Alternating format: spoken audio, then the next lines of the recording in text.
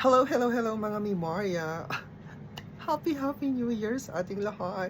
Happy 2025 sa wakas! Natapos na rin ang 2024 at nagpapasalamat tayo sa taong yan kasi dito tayo chumorba ng bonggang-bongga, charot. When it comes to pagjutang-jutang, hindi ba nagkaroon tayo ng mga chances na magkaroon ng car? O, di ba? Dahil sa juta, nakapag-car loan tayo, may mga nag-approve sa atin na bangko na napakabait naman ng bonggang-bongga. Shout out kay East West Bank. Maraming salamat. And of course, nagkaroon din tayo ng blessing about pagkakaroon ng isa pang Junaki. So, di ba?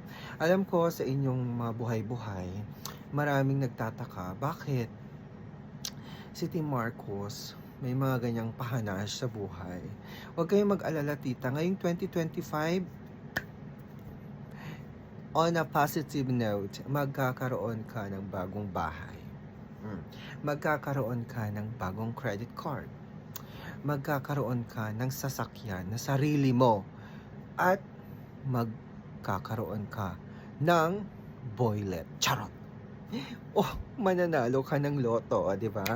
Ipag-pray natin lahat yan at i-claim natin sa may kapal.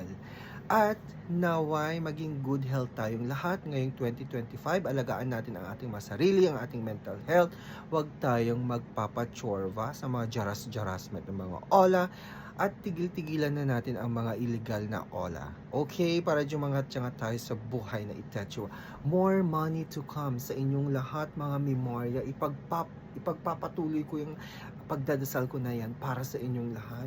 More money to come and good health sa inyong lahat at sa inyong pamilya. Happy New Year sa inyong lahat!